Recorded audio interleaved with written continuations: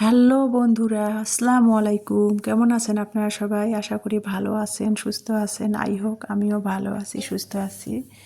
যেটা বলতেছিলাম, এই যে কলা, এটা হলো ইফতারের পরে ইফতার করতেছিলাম। এটা মানে গতকালকের ভিডিও। ইফতার করা শেষ হয়ে গেল আর বাড়িওয়ালা ভাইদের শাড়িয়ান কলা দিয়ে গেল। ভাইয়া গ্রাম থেকে আনছে নাকি, তো কলা বাসায় লক করে কলা দিয়ে গেল আমার দুই মেয়ের জন্য। আর বাড়িওয়ালা ভাইরা কোনো কিছু মানে গ্রাম থেকে আনলে বলেন বা ওনাদের গাছের বাগানের ফল ফুটছে বলেন, কোনো কিছু আর কি পেরে আমার মেয়েদের না দিয়ে ওনারা খায় না। মানে একটা নতুন কিছু হলে আমার দুই মেয়েকে দেয়, আর আমার দুই মেয়েকে বাড়িওয়ালা ভাই খুবই আদর করে। বয়স্ক লোক তো, আর উনি মুক্তিযোদ্ধা জেলা কমান্ডার, উনি অনেক বয়স, কিন্তু উনি আমার দুই মেয়েকে খুবই আদর করে আর কি। তা কোনো কিছু একটু হলেই আর কি আমার মেয়েদের দুই মেয়েকে দেয়। তো আজকে কলা দিল, মাঝে মধ্যে কলা দেয়, গ্রাম থেকে নিয়ে আসে ওনাদের, তো মাঝে মধ্যে কলা দেয়, গাছের ফল ফুল দেয়। তো যাই হোক, যেটা বলতেছিলাম, তো কলাটা সেটাই আপনাদের ভালো লাগাটা শেয়ার করে দিলাম। তো যেটা বলতেছিলাম, এই যে আর আমি কলা কিনেছিলাম, কলা আর কি বাচ্চারা আমার দুই মেয়ে খেতেই চায় না। গরমে কলা না, আজকে কলা কিনলে কালকে কলা শুকে যায়, কালো কালো হয়ে যায়, কলা কিনলে থাকেই না, গরম পড়ে গেছে তো। তো যেটা বলতেছিলাম, এই যে ইফতার করে আর কি চুলার ফ্রিজ থেকে আর কি রোজ যে দুধ দেওয়া যায় গ্রাম থেকে, সেই দুধটা বের করে জাল দিলাম, ম্যাজিক চুলাতে জাল বসিয়ে দিয়েছি। আর অপর সাইডে ইফতার করার পর যে প্লেট বাটিগুলো যেগুলো ছিল জমিয়ে সিঙের মধ্যে, সেগুলো ধুয়ে নিলাম, ধুয়ে সিংটা ক্লিন করে নিলাম, চুলাটা ক্লিন করে নিয়ে তারপরে ভাতের চাল ধুয়ে দিব আজকে আগে। তো প্রতিদিনই রান্না শেষ করে ভাতের চাল ধুয়ে রাইস কুকারে দিয়ে তারপরে নামাজ পড়তে বসি, তারাবির নামাজ। তো আজকে আর কি ভাতের চালটাই আগে ধুয়ে দিব, দিয়ে রাইস কুকারের পাতিলে করে ভাতের চালটা ধুয়ে দিচ্ছি, দিয়ে তারপরে আমি এক পট চাল ভাতের চাল মেপে ধুয়ে দিচ্ছি। আর এদিকে আপনাদের কমেন্টগুলো আমি পড়তেছি, প্লাস আপনাদের পরিবারে যাচ্ছি ভিজিট করতে। আপনাদের কমেন্টগুলো পরে পরে আমি কিন্তু আপনাদের পরিবারের সঙ্গে সঙ্গে যে ভিজিট করে আসি, একসাথে আপনাদের পরিবারে দুই তিনটা করে আপনাদের ভিডিও ভিজিট করে আসি। তো আমি ইমানির হারমোনিয়ামের উপরে মোবাইলটা রেখে, তবলার মধ্যে মোবাইলটা হালান দিয়ে রেখে আপনাদের চ্যানেলগুলো ভিজিট করতেছি। প্রথমে আপনাদের ভিডিওগুলো দেখার আগে কিন্তু আমি লাইক দেই, লাইক দিয়ে তারপরে ভিডিওটা মোবাইলে অন করে রেখে তারপরে আমি কাজ করি। সময় না পেলে কিন্তু আপনারা ভিডিও চেক করলে বুঝতে পারবেন আমি কি যাদের পরিবারে যাই, যাদের চ্যানেলে ঢুকি, ভিডিও দেখি, ফুল ভিডিও আর কি ওয়াচ করে লাইক দিয়ে, ভিডিও শুরুতে আগে আমি লাইক দিই, ভালো লাগুক আর না লাগুক, ভিডিও দেখার আগে ভিডিওটা অন করে লাইক দিই, দিয়ে তারপরে ফুল ভিডিও ওয়াচ করে তারপরে আপনাদের পরিবার থেকে আমি চলে আসি। আমি কখনো কারো কাছে বেইমানিগিরি করে বা ছলনা করে কোনো কিছু নিতেও চাই না, দিতেও চাই না। আমি ছলনাটা পছন্দ করি না। আপনাদের ভিডিও যখন দেখব, আপনাদের পরিবারে যখন যাব, সেটা ফুল ওয়াচ করে ভিডিওটা দেখে লাইক দিয়ে ভিডিওটা দেখার আগে তারপরে তো ভিডিওটা ফুল ওয়াচ করে বের হব। মাঝখানে ভিডিওটা টেনে টেনে দেখবই কেন, আর ভিডিওটা লাইক না দিয়ে কেন আপনাদের একটা খারাপ কিছু করব। একটা জিনিস যখন আপনাদের পরিবারে যাব, আপনাদের চ্যানেলে ভিডিও দেখব, তখন একটা জিনিস ফুল ওয়াচ করে তারপরে বের হব। সময় না থাকলে মোবাইলে ভিডিও অন করে রেখে তারপরে কাজ করব, তাতে তো আর কোনো অসুবিধা নেই, তাই না? তো আমি সবসময় সেটাই করি। আগে তো আমার একটা মোবাইল ছিল 2 GB র্যামের, তো এখন তো ইলমার বাবা আমাকে আর একটা মোবাইল কিনে দিয়েছে আর কি 8 GB র্যামের, 35,000 টাকা দিয়ে। তো সেই ফোনে আমি মোবাইল দিয়ে ভিডিও করি, আর ওই যে 2 GB র্যামের যে ফোনটা, ওই ফোন দিয়ে আপনাদের ভিডিওগুলো সবার দেখি। ভিডিও অন করে রেখে কিন্তু আমি সংসারের সমস্ত কাজ করি, তাছাড়া তো সম্ভব না। আমার বাসায় হেল্পিং হ্যান্ড নেই, আমার হাজব্যান্ডও থাকে না আমাদের সাথে, চাকরির ক্ষেত্রেও বরিশালে থাকে। আমাকে আমার হাজব্যান্ডের কাজও করতে হয়, ঘরে যে একটা হাউস ওয়াইফের কাজ সেটাও করতে হয়, A to Z, কোনো হেল্পিং হ্যান্ড নাই। তাছাড়া আপনাদের পরিবারে কীভাবে আপনাদের চ্যানেল ভিজিট করব বলেন? আমি একটা ফোনে ভিডিও করি, আর একটা ফোনে কিন্তু আপনাদের সবার চ্যানেলে যায়া ভিডিওগুলো ফুল ওয়াচ করে কমেন্ট করে তারপরে চলে আসি। যেটা বলতেছিলাম, ভিডিও চেক করলে আপনারা বুঝতে পারবেন। আমি যখন যার ভিডিও দেখি, দেখার আগতে ভালো লাগুক আর না লাগুক প্রথমে একটা লাইক দিব, তারপরে ভিডিও দেখব।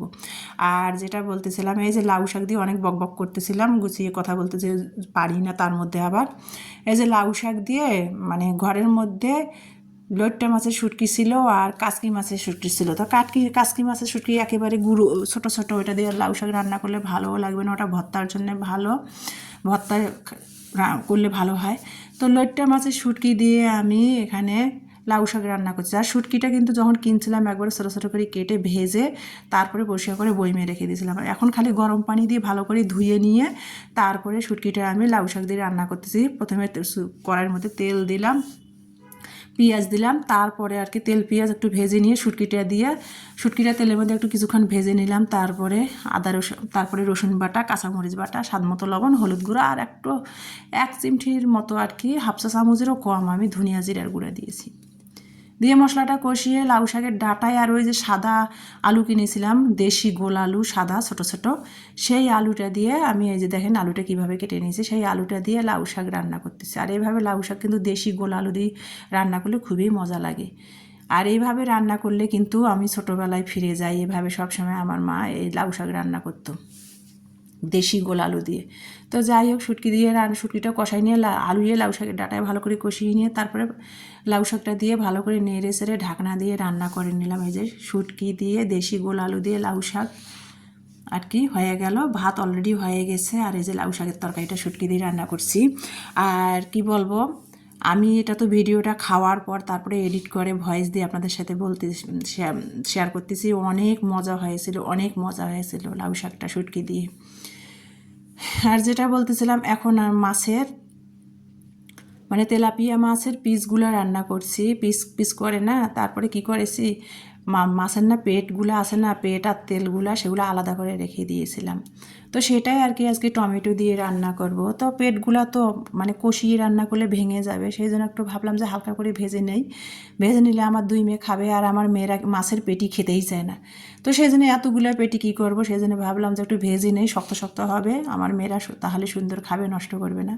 তো মাছের পেটিগুলো একটু হালকা করে ভেজে নিলাম, নিয়ে ওই তেলের মধ্যে পেঁয়াজ দিলাম, টমেটো দিলাম, দিয়ে একটু কষাই নিচ্ছি, দেখতে পাচ্ছেন রসুন বাটা দিয়ে দিয়েছি, যে ধনিয়া জিরার গুঁড়া, স্বাদ মতো লবণ, হলুদ গুঁড়া, আর আমি তো সবসময় আপনাদের বলি কাঁচামরিচ বাটা দিয়েছি। দিয়ে মশলাটা কষিয়ে নিয়ে তারপরে দেখতে পাচ্ছেন পানি দিয়ে মশলাটা কষিয়ে নিয়ে তারপরে মাছগুলো দিয়ে দিলাম, ভেজে রাখা মাছের পেটিগুলো, তেল আর পেটিগুলো দিয়ে আবারও ভালো করে নেড়ে ছেড়ে পরিমাণ মতো একটু পানি দিয়ে রান্না করে নিলাম, দেখতে পাচ্ছেন। আর নামাবার আগে একটু ওই যে ভাজা জিরার গুঁড়া, আমি সবসময় জিরা ভেজে কৌটার মধ্যে রেখে দিই রান্নার কাজে ব্যবহার করার জন্য, ভাজা জিরার গুঁড়াটা উপরে ছড়াই দিলাম। যেহেতু এখন ধনিয়া পাতা নাই, সেই জন্য ভাজা জিরার গুঁড়াটা ব্যবহার করতেছি। ভাজা জিরার গুঁড়াটা ছিটাই দিয়ে নামিয়ে নিলাম।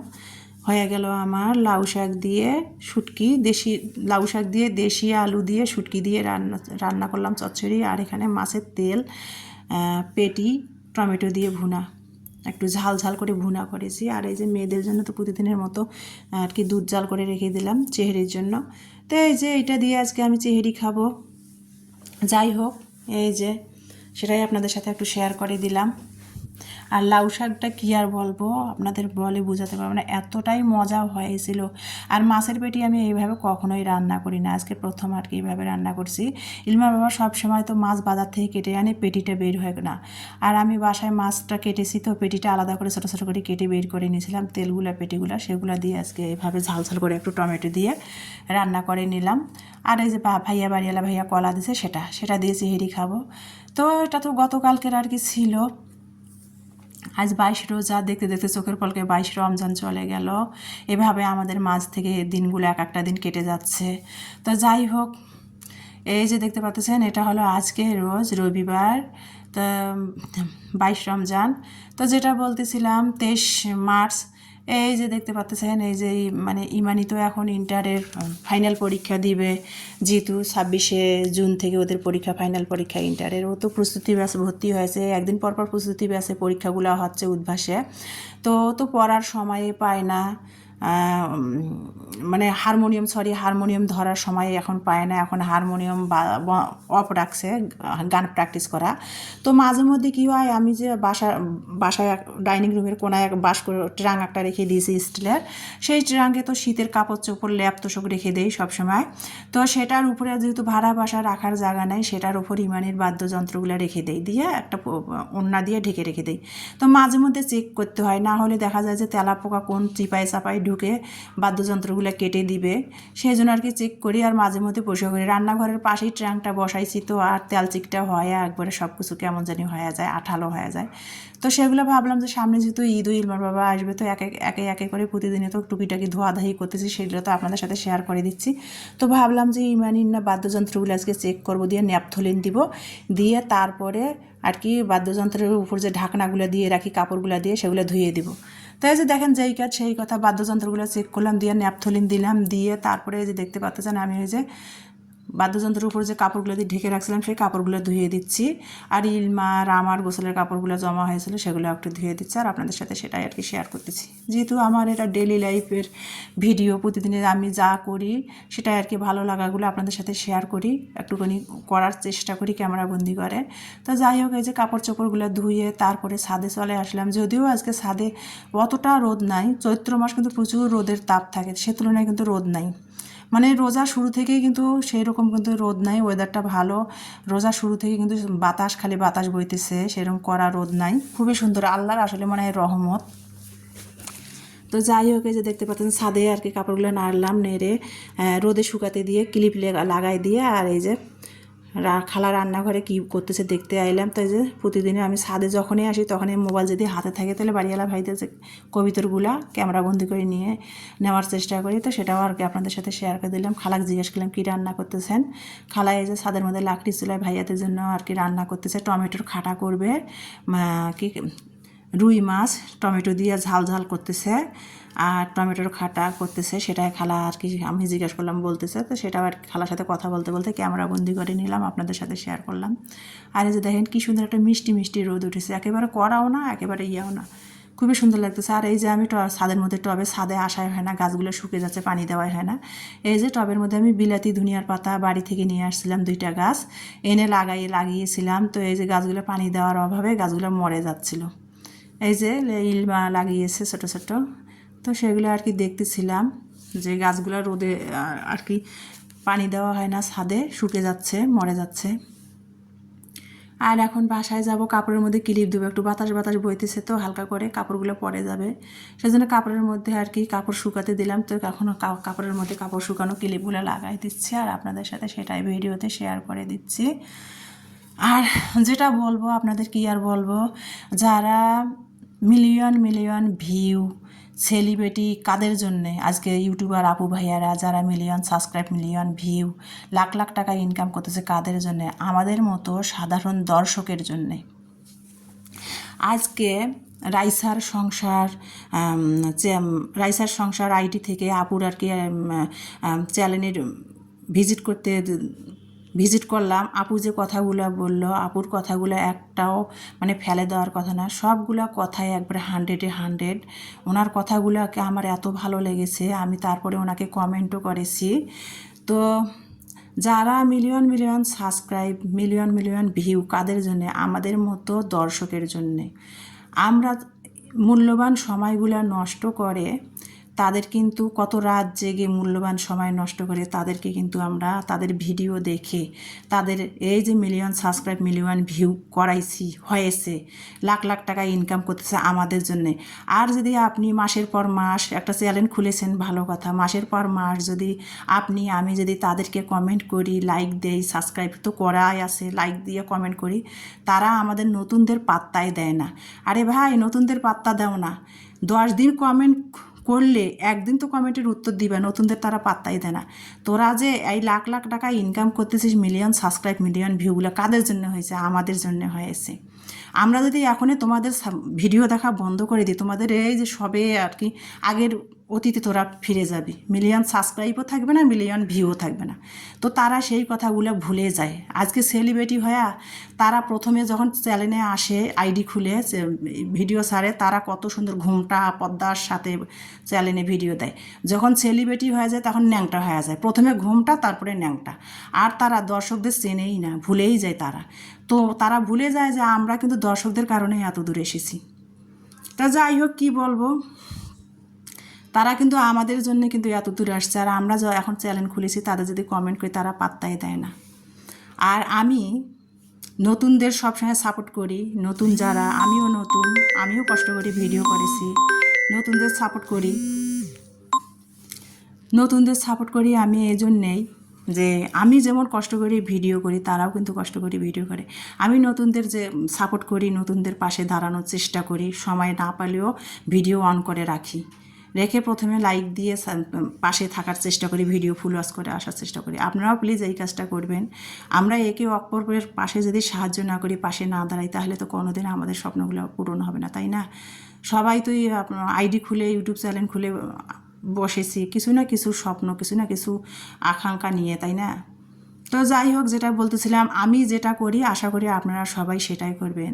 যখন যার চ্যানেলে যাবেন, ভিজিট করবেন, প্রথমে লাইক দিয়ে গঠনমূলক একটা সুন্দর কমেন্ট করে তারপরে ভিডিওটা ফুল ওয়াচ করে বের হবেন। এটা আমার আপনাদের সবার কাছে রিকোয়েস্ট। আমিও এটা সবসময় মেনে চলবো, আমি সবসময় করি, তারপরও বলতেছি। এটাই আমরা সবাই এখন থেকে শপথ করব। তো যেটা বলতেছিলাম, এই যে ইমানের ছাদ থেকে যে কাপড়গুলো ধুয়ে শুকাতে দিয়েছিলাম, সেগুলো নিয়ে এসে ট্রাঙ্কে গুছিয়ে রাখলাম। কমফোর্টারটা যেহেতু এখন শীত শেষ, কমফোর্টারটা গুছিয়ে রাখলাম, ধুয়ে ভালো করে শুকায়। আর এই ইমানের বাদ্যযন্ত্রগুলো এই যে আবারও ট্রাঙ্কের মধ্যে সব কাপড়গুলো শুকালো, বিছাই দিয়ে আবারও ঢেকে রাখলাম। এই যে বাদ্যযন্ত্রগুলো, যেহেতু ভাড়া বাসা রাখার জায়গা নেই, বাদ্যযন্ত্রগুলো এভাবে গুছিয়ে রাখি দেই। যেটা বলতেছিলাম, এই যে ভাড়া বাসায় রাখা জানে ট্রাঙ্কের পাশে এই যে বাদ্যযন্ত্রগুলো রেখে দিয়েছি, তার পাশে ব্লেন্ডারটা রেখে ঢেকে রাখছি। সবসময় যেহেতু ব্লেন্ডারটা হাতের কাছে লাগেই, সেই জন্য হাতের কাছের সামনে রেখে দিছি। আর এই যে এভাবে বাদ্যযন্ত্রগুলো রেখে দিছি। আর এই যে আমার আজকে সিম্পলের ইফতার, যেহেতু আমরা মা মেয়ে দুজন রোজা, সুজির বড়া বানিয়েছি। সেটা তো আপনাদের সাথে সময়ের অভাবে শেয়ার করা হয়নি। ডিম দিয়ে সুজি দিয়ে বড়া বানিয়েছি। আর ফ্রিজে ছোলা ছিল, গরম করে নিয়েছি। আর কিছু ফল ফ্রুটস কেটে নিয়েছি, তরমুজ, জিলাপি, কলা। তো এটা দিয়ে ইফতার করব। ইফতার করতে করতে আপনাদের মাঝ থেকে বিদায় নিব। অনেক কিছু উল্টাপাল্টা কথা বলে ফেলেছি। যদি কারো মনে কোনো আমার কথায় আঘাত লেগে থাকে, তাহলে প্লিজ ক্ষমা চোখে দেখবেন, আপনাদের পরিবারের একজন মনে করে। তো ইফতার খাচ্ছি। আর সুজির বড়াগুলো আপনাদের তো কীভাবে বানালাম সেটা দেখাই নেই। এই যে ইফতার খাচ্ছি আর আপনাদের সাথে শেয়ার করতেছি। তো সবাই ইফতার করেন, সবার রোজা ভালো যাক, সবার সুস্বাস্থ্য কামনা রেখে আজকে এখানে বিদায় নিব। আমার ভিডিওটা দেখার জন্য সবাইকে অসংখ্য অসংখ্য ধন্যবাদ। নেক্সট ভিডিও দেখার সবাইকে আমন্ত্রণ জানিয়ে আজকে এখানে বিদায় নিচ্ছি। আল্লাহ হাফেজ।